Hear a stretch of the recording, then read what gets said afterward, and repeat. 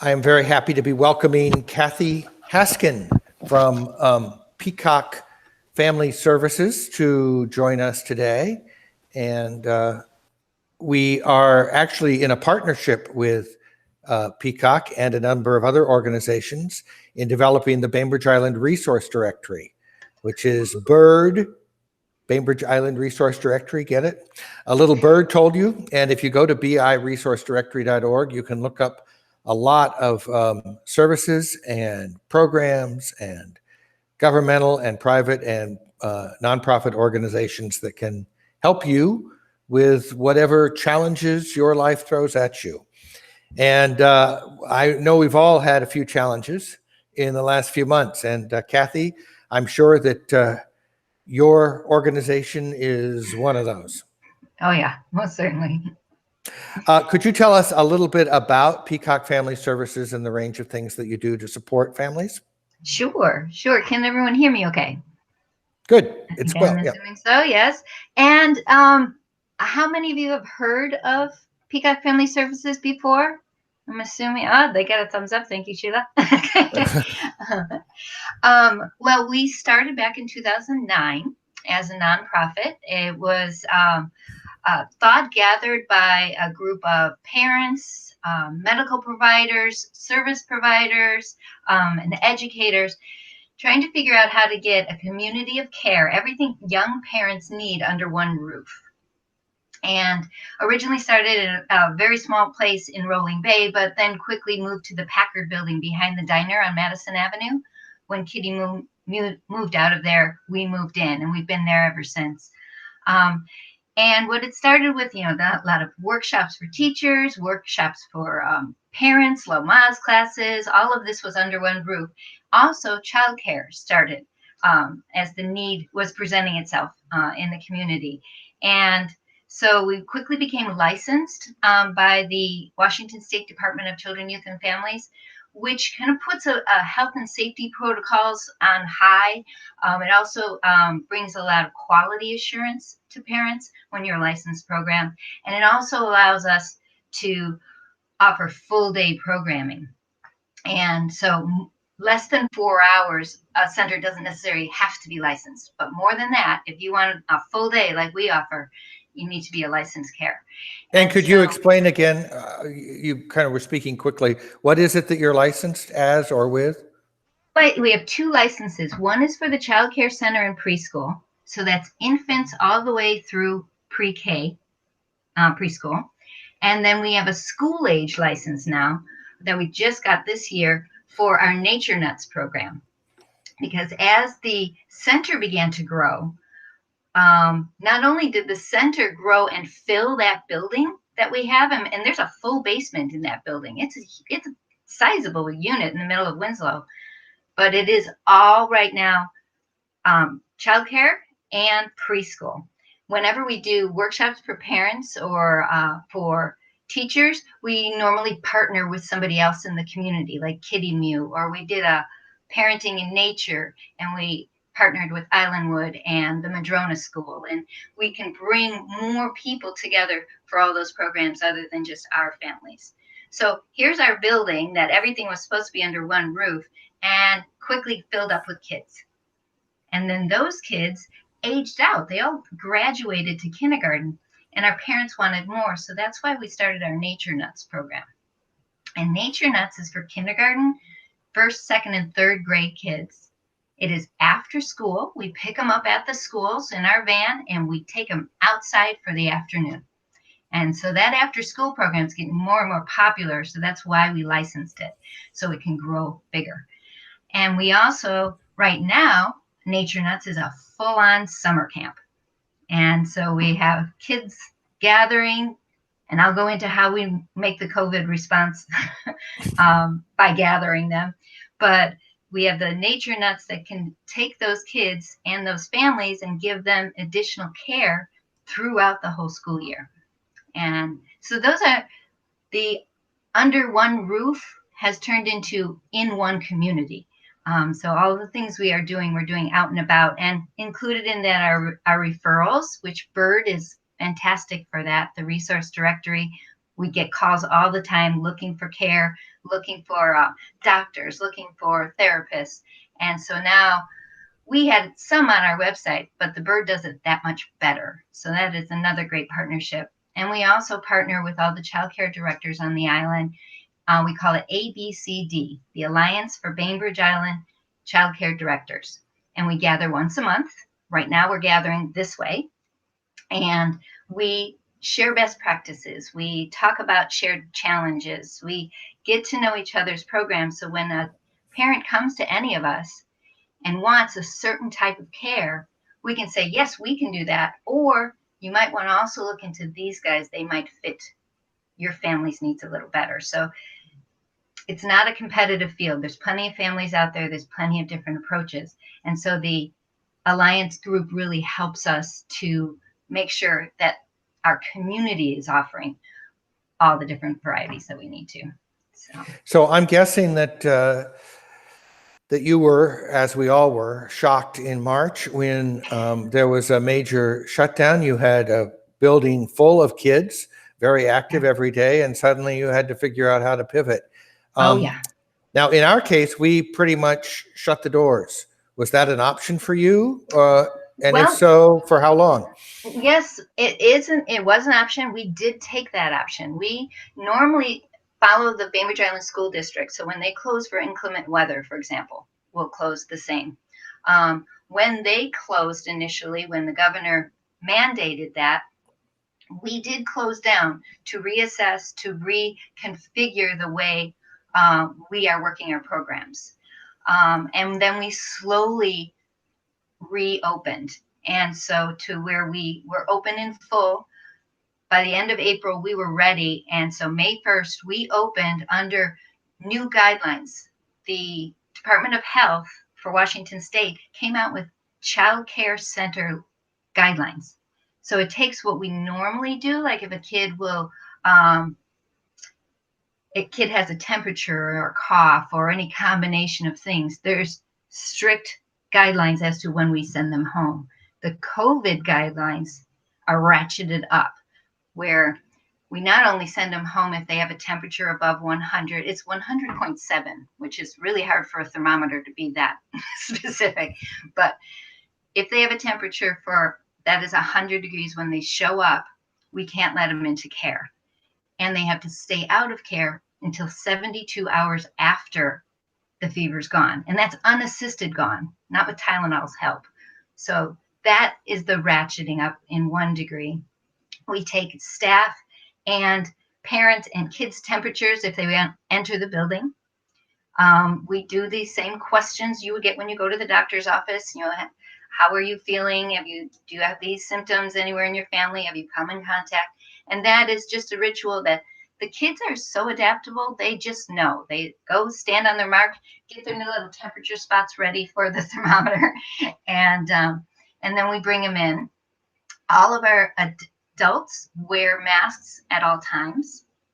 The newest regulation the governor came out with last Friday is any child 5 years old or above needs to wear a mask if they cannot socially distance. And so a lot of the socially distancing things you can do with little kids, when you used to line up in PE class and you had your arms out and the person next to you had their arms out and you were going to do jumping jacks and you didn't want to hit, that type of just physicality of realizing how close you are to others is what little kids can grasp. They can also grasp what germs are. We do different things. We did this before COVID, where you put Vaseline on the kids' hands and a little bit of glitter, and then they go and they play for a few minutes in a space, and then they can see all of that glitter gets all over their toys. It gets all over, if they touch their noses, if they, we can help them see germs through play. It is, yes, absolutely. That's brilliant. But it is difficult to always keep that, even for adults, but certainly for children, front of mind. I was talking to somebody yesterday who saw some kids out playing by Pleasant Beach. And one of the kids yelled out, "Watch out, there's COVID everywhere here." And everybody ran around and were playing with each other. And it was like they didn't, at that moment, grasp obviously the seriousness, Right. but the language is in their vocabulary now. It is. And kids of certain age, the younger kids learn through play. So you can just say and remind them, so-and-so needs you a little bit farther away, and you keep checking, how close are you? We actually give them spots when we near where they wash their hands, because they queue up for that. There's no stopping that. They have to wash their hands every time they enter a room. And that was a rule before, so they knew that. They have to sing the washing hands song, which happens to be as long as they're asking people to do now. We're doing those things because they're healthy guidelines. But in that queue up space, we have marks on the ground, taped marks that the kids can stand on. So there's things you can do to help them, at least in a classroom setting. Our outdoor classroom setting, where nature nuts are, those kids are a little bit older and they can reason that out. We use the PE thing. We do different, games that help them get to know distance, because kindergarten is when you start learning how to measure things. And so just to say 6 feet to a kindergartner isn't going to do it. But, I'm 5'6". If I lay down in between you, would I fit? You can do those sort of things to help kids realize what's too close. I had kids doing pretend play. It's always doctor's office at some point. And they were doing shoo, and just sneeze. And I'm on the playground with them, and I'm just like, okay, remember, even if it's a pretend sneeze, it has to go in your elbow. But they just need those reminders. It is exhausting for the teachers. We have to build in more breaks for them, because as an educator, you give so much of yourself, and then you put on top of that responsibility to keep everyone safe. So we do a lot of wellness work with our educators as well. A lot of information for our parents as well, so they can understand what we're doing to keep them safe and what they can be doing to explain it to their kids at home too. Yeah, you were saying that one of the goals of your program is to provide support and information for parents and families outside of the classroom. Has that been part of this effort too? Because I'm sure that those families are stressed. They are stressed in several ways. There is the health stress, or the stress brought on just because of the health concerns. And we are doing a lot more of information sharing. When we were closed down for a few weeks, we had an online blog with articles and curriculum ideas and things that they can be doing at home. Not many of our families are back yet. A lot of them are waiting for phase 3. And so we're continuing to give them, different recipes, games, books, things that they can be doing with their kids at home. We have had to hire a new admin person to address the amount of communications we're doing with our parents. We now have a new receptionist. But it's well worth it, because that is part of, one of our many services, that community under one roof design from the beginning. And then we also have, Peacock has long had a commitment to inclusiveness. And to that end, we do a lot of tuition assistance. Having licensed program allows us to take government subsidies for care. So a lot of the families that are part of the Working Connections group with Washington State, they can get a subsidy for childcare that then would be paid to us, and the parents will pay a small copay.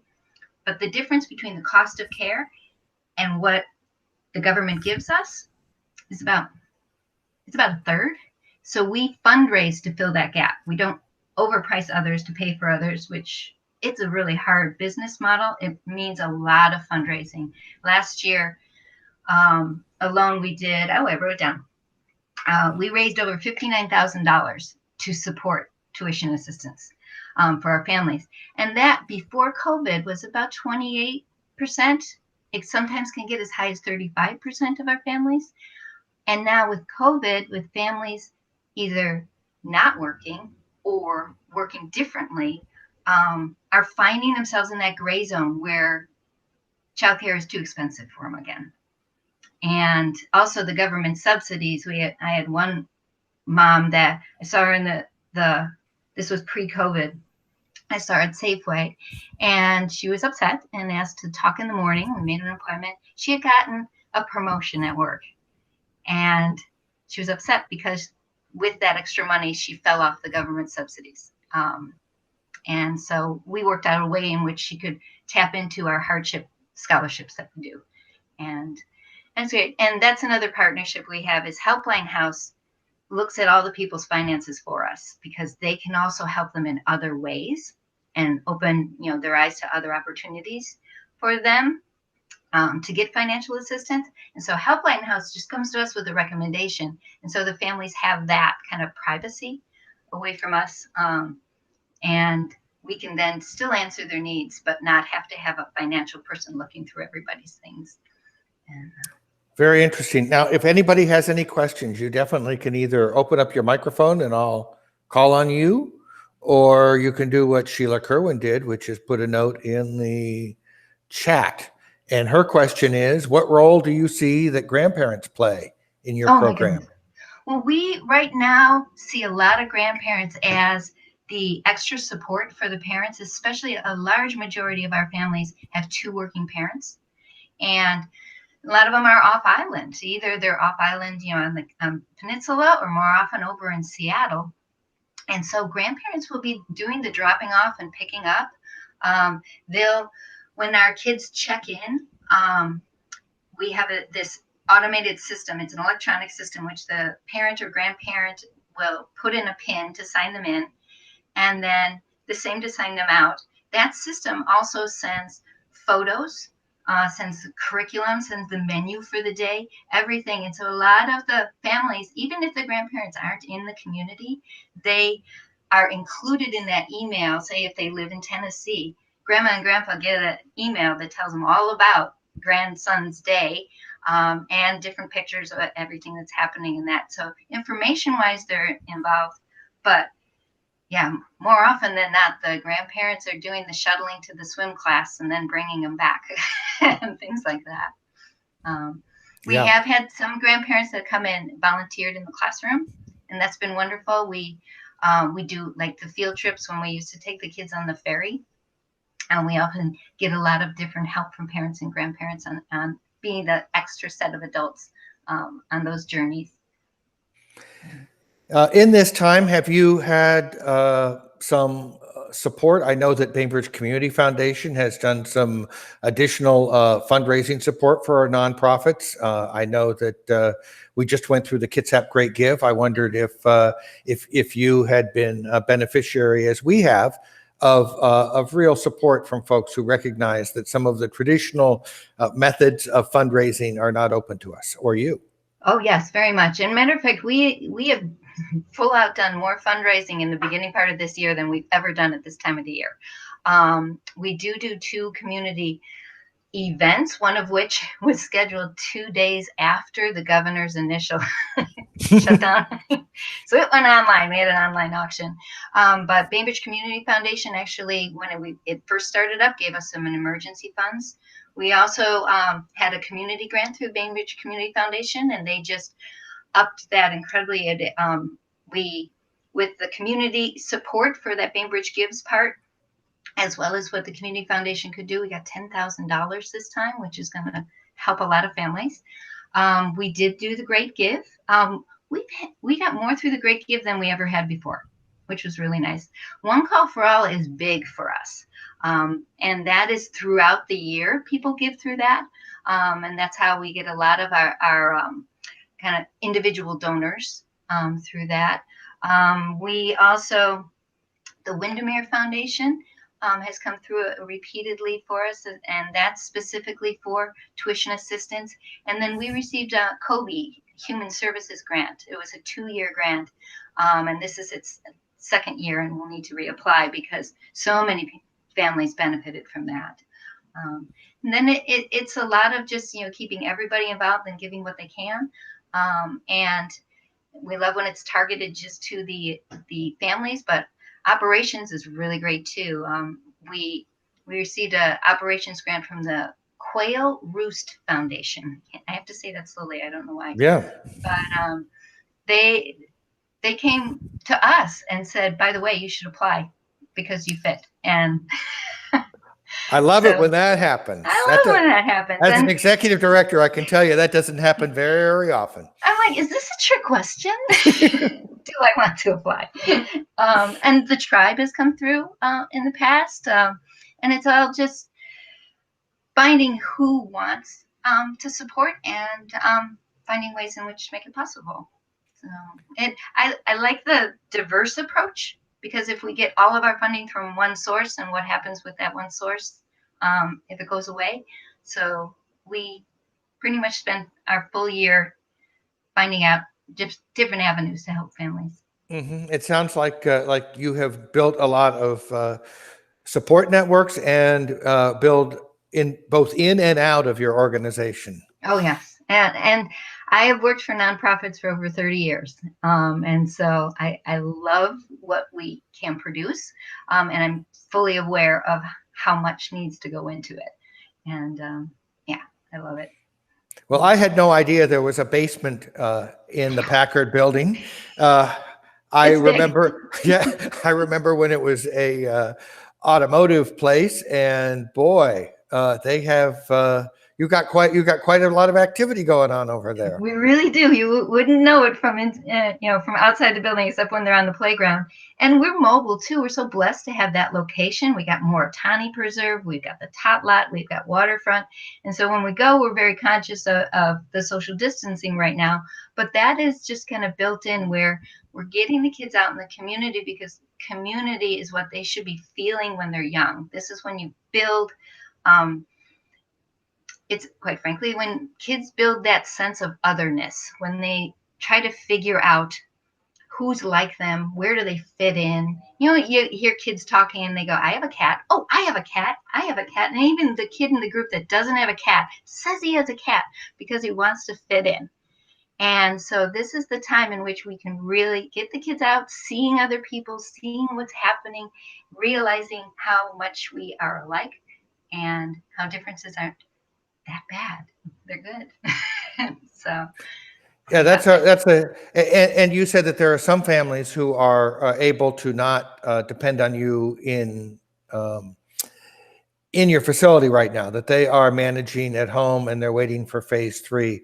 yes, they are. What percentage of people families are actually depending on you during this time when they're both, maybe two income parents Right. are both going out and working? Well, we are licensed to have 55 kids under the roof at a time. Because our schedules vary, parents can come for 2 days or they can come 5 days, depending on what they set up with our enrollment officer. And right now we have, doing quick math, about 15 or 16 kids that are coming routinely every day. So it's not very much at all, but it is important to those families that we be open. And we were lucky enough to get a PPP loan to support having our families there, our staff there, even though the parents can't pay full right now. Right. And obviously, a lot of those costs that go into running the operation don't go away when the enrollment is a little smaller. Right. And so fixed income. Exactly. Expensive. So that PPP loan is a great thing. Right. And there is a lot more expense right now in running a school during the time of COVID.